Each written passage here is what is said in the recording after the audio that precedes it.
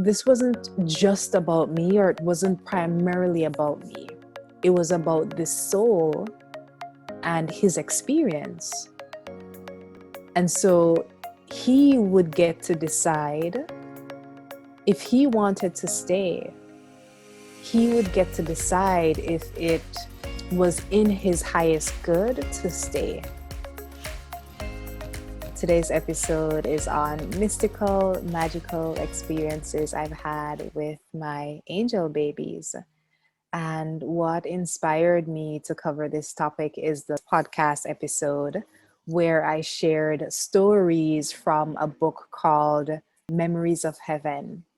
And in that book are, probably hundreds of stories from parents all over the world whose children are telling them about, when they were in heaven before they birth, or whatever the place is before they're born, that place of love and that place of beauty and light and being with God. Those are some of the experiences that they've shared. So obviously I don't have living children with me now, but I have had experiences that could be considered as being magical and mystical.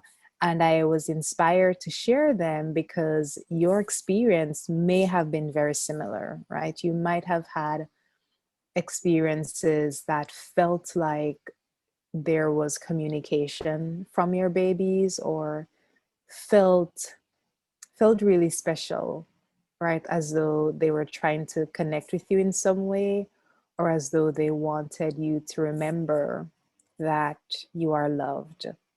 And so I wanted to share my stories so that, one, we all know that these things are real, and two, we can feel validated in these experiences. So I wrote down a number of them that I will share with you. I will start with the breathwork experience that I had. And breathwork is a healing practice. It's a healing practice where you can move energy out of the body through the breath. And I did this about a year and a half ago. There were all these energies around me, energies of my babies.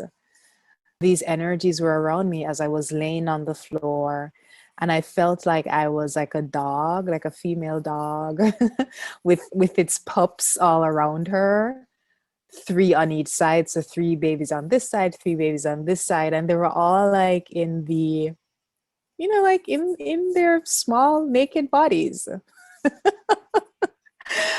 But it was just what I can remember very clearly is the joyfulness, just like the joyfulness, and how happy they were to be around me, how happy they were that I was aware of their presence. Because, we can admit that these spirits these spirits are always around us. They always are able to be in our presence, but it's our awareness of them. And they were just so happy to be connecting with me. Like they were, like hugging and kissing me, like just like really being playful. But what you would imagine puppies would be with their mama dog, right? That's how playful they were. And I felt so much joy from that experience. And what I got from that was that these were all of my babies. So it was six in all, three on each side. And I haven't had six babies. I haven't tried to become pregnant six times or had six losses. But I definitely sense the presence of Natalia, who was my first. Mateo, I can't remember for sure. Yeah, now that I'm thinking about it, Mateo would have been there as well. So the energy of Mateo, the energy of Natalia, so both of the babies who had made their transition and babies who hadn't been born yet. It means that any of those souls could come through me. And those were all of the souls that were there, just like really loving me, just like pouring so much love on me, just so much love. And there was no malice, there was no resentment, there was no holding back of anything. It was just love and joyfulness. And it felt so, so good, just so good. And so I have more courage sharing that experience. As strange as it might sound, I now have courage sharing that experience after reading Memories of Heaven and hearing, hundreds of parents all over the world saying that their children have said, I chose you to be my mother. I saw you and dad sitting in the park and wanting a baby, and I wanted you to be my parents, So like those experiences, and there are enough of them in that one book that, after reading the first few, you're like, oh yeah, clearly this is a thing. So that was one mystical, magical experience where I got to connect with my babies who were already living in my body and the ones who haven't even come yet. So who knows who will come the next time? If it's going to be Natalia or Mateo or another baby who might come the next time. But whatever baby comes through, then, that's the baby that has chosen me to be its mother. So I love thinking of that. I love thinking that we're already connected, right? We already have this spiritual connection and this experience on earth in our physical bodies. It's a physical experience. Like we are spiritual beings first, or this is my belief that we're spiritual beings first and having a physical experience. So why is it that we would not be able to still connect with the souls of our babies or the spirits of our babies? So that's the first one. And I keep going back and forth if I should share this one, and I will. So this one isn't like one of the mystical, magical experiences, but it was a reframing that was really helpful for me.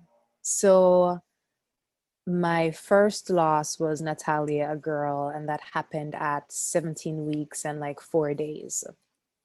That was super, super traumatic because it's a loss, right? And nothing prepares you for that. So that was super, super traumatic. The birth was traumatic. Everything was traumatic. Everything was difficult and traumatic. I decided not to look at the baby because I didn't want my memories of her to be something really painful. Like I preferred to envision her the way I envisioned her before I gave birth. I didn't know what she would look like if she was at 17 weeks. And so I decided not to look at her because I was afraid of what I would see and I was afraid of what memories I would hold of her. So the team that we had was an amazing medical team. They asked if we wanted to take photos and let us know that we didn't have to take the photos home, but at least having the photos would be good if eventually we wanted to see the baby. And so we decided to have them take the photos. Going home, we didn't take the photos home, but weeks later, I felt strong enough to go back to the hospital and pick them up. Actually, my husband, my husband supported me in finding that strength to go back to the hospital and pick them up. So we went together and we let the nurse or whoever was at the front desk know that we were ready to get them. I'm remembering when I went up to the front desk and they asked what my name was. And when I said my name, I just like bawled and could barely get the words out. And then, my husband, Jose, had to handle everything after that. So as they were getting the photos, we went back out into the waiting area, and directly across from us was a group of people. And I realized that this was a family waiting for a baby to be born. So it was the grandparents who were there. And this person who seemed like the grandma came back outside to everyone else. Actually, I think they had just heard that the baby was born. The baby was a boy. They were all excited. The grandma went somewhere inside and then came back out. I guess she got to see the baby. This was pre-COVID when you could go in and out of a hospital easily without masks or anything. So the grandma came back out and announced 10 fingers and 10 toes. And that, like, hearing that just broke my heart, because I kept wondering, like, why didn't I get that, right? Obviously my baby had 10 fingers and 10 toes, but why couldn't I get to deliver a healthy baby? And why didn't I get to go home with my baby? And so that was so heartbreaking. And I just sat there on the bench crying. And my husband asked, what was I feeling? What was going on? And I told him that I was so angry at the baby because she was meant to bring me joy and happiness, and instead she brought me pain. It takes a lot to admit that you're angry at your baby, but it's definitely one of the emotions that come up in the healing process, right? Anger at the doctor, maybe your partner, maybe at yourself, and yes, at the baby. Because it's like you have an agreement, healthy baby coming through the world, no issues, and something else occurs. And what my husband said to me is, it's the beautiful framing that I appreciate and hold dear. He said, the baby didn't bring you pain. He said, on the contrary, the baby brought you so much joy, because when you were pregnant, it was the happiest I had seen you. And you took care of your body. You were excited about the pregnancy. Like, you were just really in love with life when you were pregnant. And I thought, yeah, that's actually true. And so, as I'm reflecting on this, it goes back to the story that we tell ourselves, right? So the story that we can tell ourselves is that life is painful, life brings hardship. And that's a part of the story, because the other part of the story is also that life brings beauty. So yeah, I wanted to share that, because a part of our healing is the story that we tell ourselves. And it's a story that we hold. And sometimes it's helpful to have other people reframe the story for you, because they can see it from a different angle. It's like being in a museum, and there's this like massive formation like in the middle, and we get to go around it and see it from different sides. And like one side you might be like, this is bullshit, like why did that happen, that was terrible. And then the other side you might go around, or someone else might go around and think, wow, this is magnificent, there was so much beauty here, there was so much love here. And I think all of our stories, it's definitely a combination of those things. And if we just hold the pain, then we wouldn't be telling the whole truth, right? We wouldn't be giving our stories justice if we only spoke about one side of the story. And so hopefully that inspires you. Hopefully that is a little nugget that supports you in finding the beauty in your story if it's something that you've overlooked. All right. Okay, it's a good thing that I shared that, because I was like, this isn't really magical or mystical, but the reframing was a really beautiful one. Okay, so we talked about the breathwork exercise. Oh yeah, this one is interesting. So my second was in the NICU for 6 weeks. He was born super premature at like 23 weeks and 4 days, and was in the NICU. Every single day was so hard, but we also had so much hope and never stopped believing that he would be okay. Eventually, we actually started sleeping in the NICU, because we never wanted to get a phone call that Mateo made his transition and we couldn't get to him in time, because where we lived was about an hour and a half, well, like in New York traffic, maybe about an hour and a half from the hospital. And so we just wanted to always be there in case anything happened. The doctors were telling us that they didn't think he had a lot of time. So we're balancing those things, right? If the doctors don't think he has a lot of time, then we need to be spending every moment with him. But also, as his parents, maybe our presence there can support him in his healing. So it was both of those things that were balancing at once. I remember going to bed this particular night, maybe, close to midnight or a little bit after midnight, because that's how long we would stay up with him. And as I was going to bed, this thought came to me, almost like this divine message came to me that I wrote down. So I won't remember the exact words that I wrote down in my journal, but essentially the words were that, we think the story is about us. So this story with, this experience with Mateo and being in the NICU and, the preterm birth and all of that, we think it's about us. And it isn't about us in the sense that we're not the main character. Mateo is, and we are the supporting actors. If this were a movie, we're the supporting actors. And that was important for me to hear, or important for me to receive, because I've had this story, like this ongoing story that bad things happen in my life. That negative things, these storms, I keep going through these storms in my life. And that was a reminder that this wasn't just about me, or it wasn't primarily about me. It was about this soul and his experience. And so he would get to decide if he wanted to stay.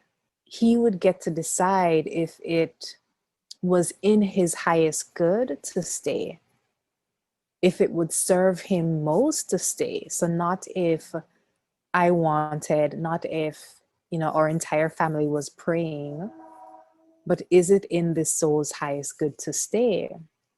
And it's so interesting, the timing of that, because the day after, that's when Mateo made his transition.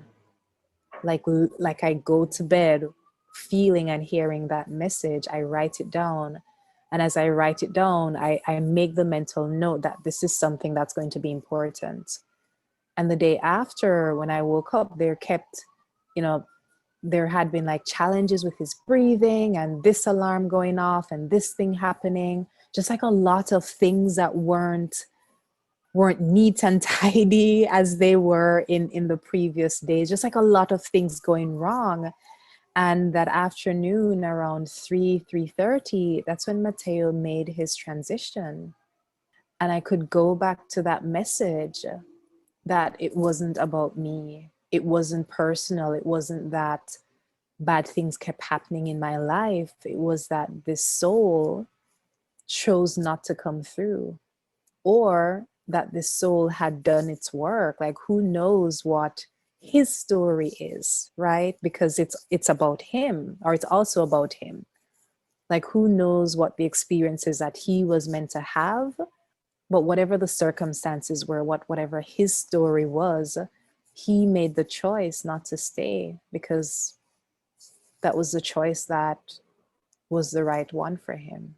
Yeah, so that definitely felt magical and mystical. That definitely felt like a divine message, because in a way it sort of prepared me. Like, nothing really prepares you, because just knowing that I was losing him, like I was losing my head in that hospital. Like, I was walking around, I was stripping off my clothes. Like, if I could just like strip naked, I would have, because my body was overheating. I was like bending down on the floor. Like, I wanted to sit, I wanted to roll, I wanted to dance, I wanted to move, I wanted to scream out. Just losing him, I just wanted to just like release all of the energy from my body. And so I didn't calmly go, oh, like Mateo is making his transition now, like he's going back to heaven or going home. Like, that didn't happen. But at least having that message, I could go back to it at some point and remember that this is his will. This is his choosing. This is his path. This is a part of his story, right? As a soul, he got to come through and have this experience in utero and be loved and be surrounded by good energy and be cared for. He got to be loved in the NICU. Like, I sang to him, I rubbed his head. There were people all over the world praying for him. So that was a part of his experience as a soul. And as a soul, I'm sure he's continuing to exist in some form. He's continuing to have some experience. And so while I was a part of that story, the main story was his. I had my own experience with him. I have my own story, a part of that, but his decision to leave was his. So that may resonate with you, or your story might be very different, but I felt guided to share that in case it does resonate with someone. So, continuing with this same thread of Mateo, yeah, the immediate weeks after were really difficult. I kept having nightmares. But then I got to another point that was deeper in my healing. And instead of feeling the heaviness and the pain from that experience, I was feeling love. And I could feel Mateo, like the weight of Mateo, the presence of Mateo, the love of Mateo directly on my chest.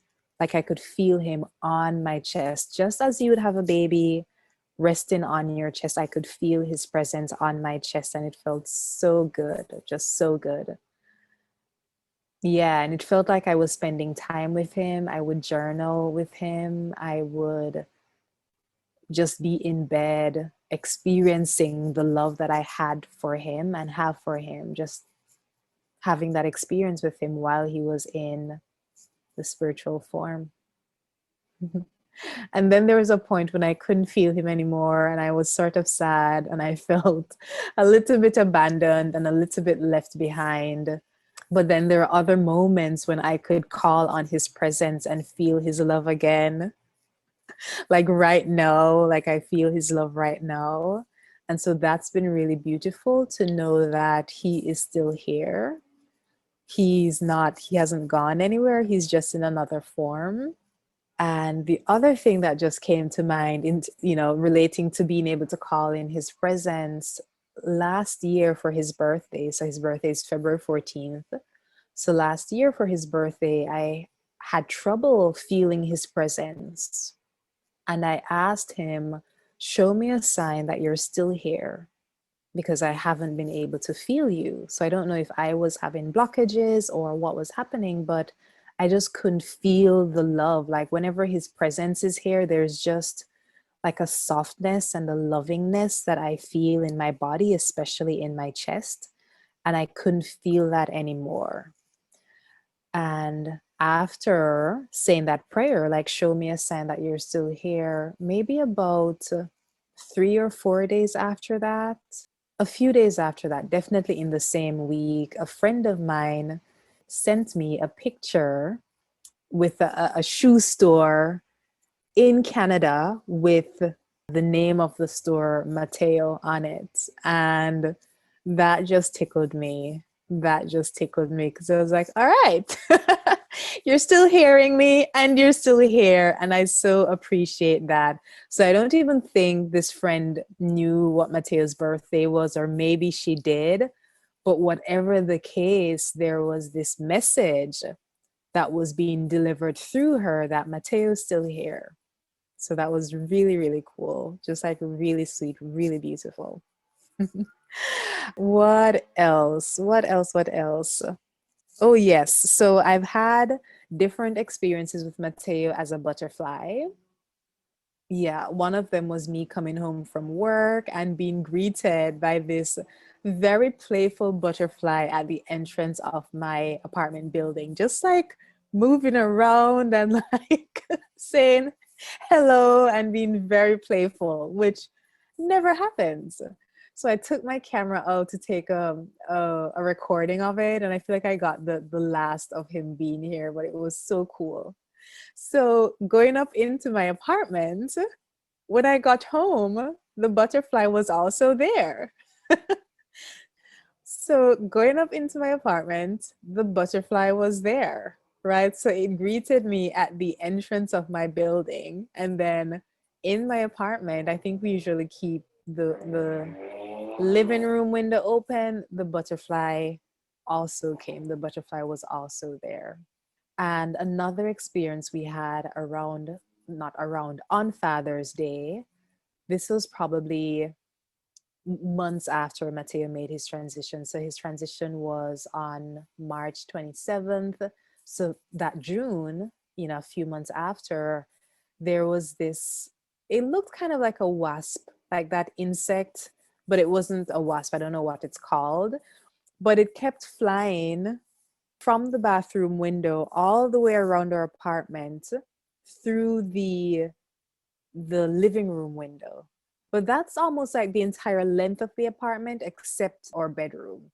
So it was traveling quite a distance, like to go through the bathroom window, past the hallway, past the kitchen, then come through the living room.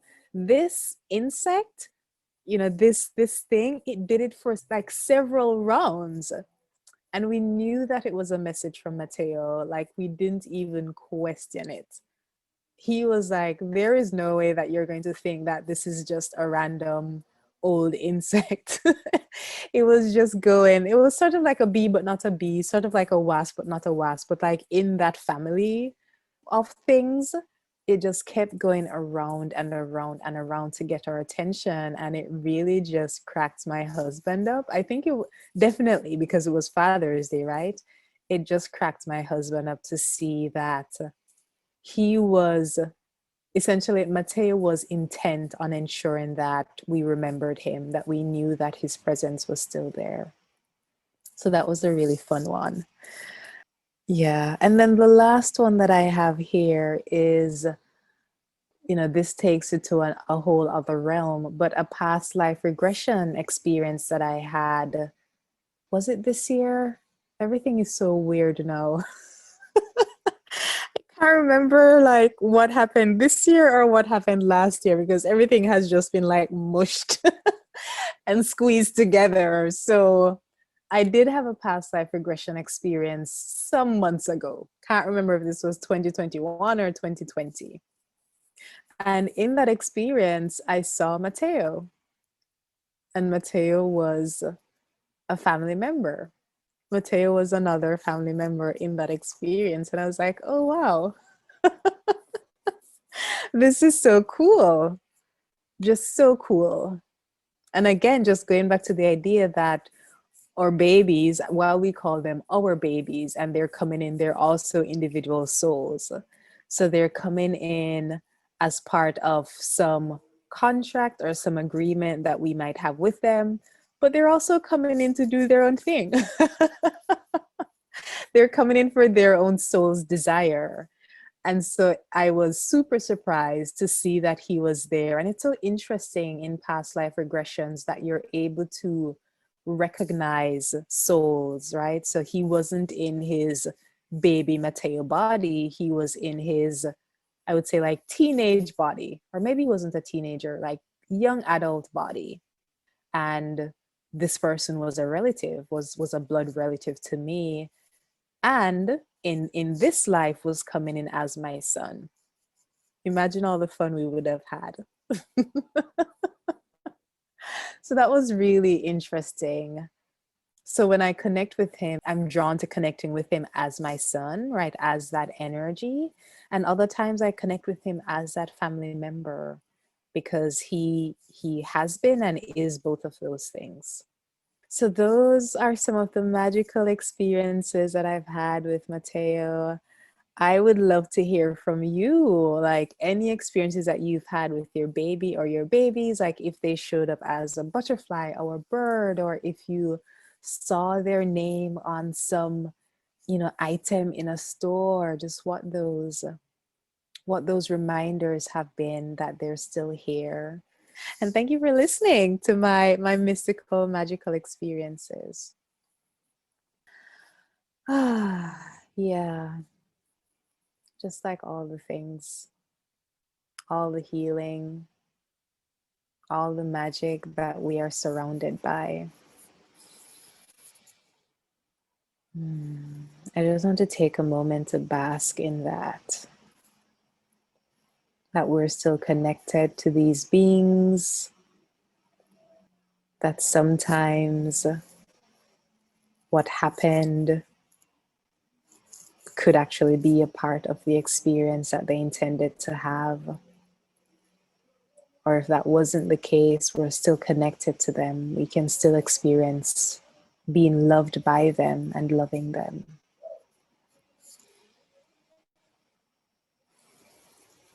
And know that sometimes that's hard. At some stages of your healing, that might be difficult. And if that's difficult, that's okay. Because for my first baby, it took me a while to really connect with her. And I think it was after the loss of Mateo that I was able to connect with her more deeply, because a part of me wanted to protect myself from a level of hurt that I wasn't ready to, that I didn't feel strong enough to face yet. You know, so know that you get to take your time with this healing process. I think of it as like going through stages, you know, so let's say that this is like the first 10 miles of the marathon, and then the next 10 miles, and then the next 10 miles. Like you can walk that marathon, right? You can walk it. You can stop at your friend's house and have a picnic. You can pause and take a warm bath. And in strengthening yourself, right? Once you get to like the 10-mile mark, you can sit and rest and decide, all right, I'm going to hang out here for a while because this feels good, this feels sufficient. And then you develop the strength to face the next 10, and you take it at your own pace. You never have to like do all of the work or do all of the healing at once. You get to go slow. In some cases, it's fast, but that's because that is the energy that's there. But you get to be guided by what's, you know, your inner. Thank you for joining this super, super special episode on the mystical, magical experiences that I have had with my angel babies. I know that you might have had similar experiences. And the reason why I wanted to share these stories is because I want you to know that you're not crazy. I want you to know that when there is this feeling inside, when there is this intuitive nudge that a butterfly that you see is a representation of your baby, or that a bird that you see is a representation or a message from your baby, that is a real thing, right? Because spirit can express itself in all these beautiful ways. And as long as you feel that guidance, as long as you feel that nudge, then that is your baby reminding you of its presence, reminding you that it's still there. And the reason why it's so important to be open to this is because you get to create greater opening, right? You get to create a channel where you and your baby can still be in touch in this way, right? I have worked as a support group facilitator for about a year and a half, um, with a local nonprofit in Brooklyn, New York. And the parents that I worked with there, they shared stories as well. One woman shared the story of seeing a cat, and the cat just essentially following her around or coming to her door, and the cat made her think of her baby. Others have shared experiences of butterflies. Lots of examples of butterflies, by the way. I've seen other things on social media with flowers. Others have seen like a balloon in the next room of a hospital. All of these beautiful experiences are essentially messages from our babies that they're still here. They still want us to know that they're here. They still want us to know that they can connect with us in this way. And when we are open to this, then we create a pathway for that communication to happen, and we create a channel for that communication to continue. So I would encourage you to continue to be open to the many ways your baby might want to connect with you, and know that it's an expression of their love, a reminder that they're still here. Okay. So, again, thank you for joining this episode. I hope this was helpful for you. And I also wanted to provide a quick update on the Facebook community, because I know that with some of the previous episodes, the community was still active. And so, members of our community here, if you're listening, then I consider you a member of the Birthwork community. But if you haven't joined Facebook and have been curious about Facebook, then you might have requested to join. So I wanted to provide an update that the community is no longer active. However, we are on Instagram. So do follow me on Instagram.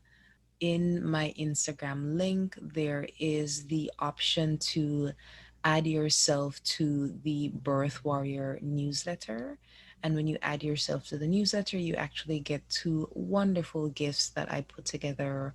One is a guided meditation, and the other is a printable affirmation poster. Really lovely, really beautiful, and imbued with so much love. So essentially, joining the newsletter ensures that you are kept up to date with any events, with anything that's happening in the birthwork community, as well as, um, blog posts and updates on new podcasts, just information and resources that can support you while you're on your journey. So I know that Facebook was a wonderful opportunity to be in community, to be with others. And how that's happening now is through our newsletter and through our healing circles that are held sometimes every month, sometimes every other month, really, when I feel the guidance to cover a specific topic. So do join the newsletter so that you can be kept updated on the next time that we will gather together. And yeah, so thank you again for joining this episode. If you are curious about the episode that I mentioned that was the inspiration for creating this one, then that episode on the book, I think it's Messages from Heaven, Memories of Heaven, actually. So that episode was number 24, and that was released around Mother's Day on May 8th. So definitely listen to that, because I share wonderful stories. I'm actually looking at the minutes for that episode, and it's 55 minutes 55 seconds, which 555 is a special spiritual number. So definitely take a listen at that one, even though it's not Mother's Day right now.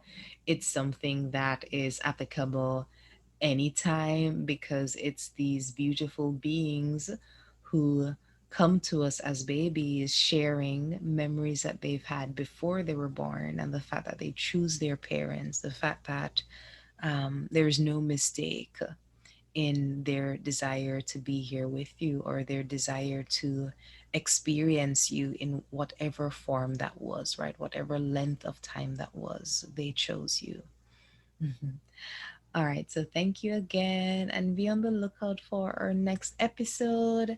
Definitely join the newsletter if you're not already on the newsletter, so that you can see when we will be having our next gathering, or next healing circle as a community. All right, sending lots and lots of love, and I will catch you in the next episode.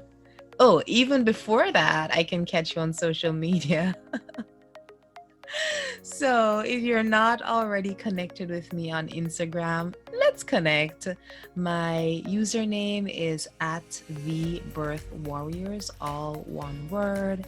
You can also send me an email at hello@nataliefacey.com, and those are included in the show notes. So you can just click right in and have access to that. All right, sending love. Bye.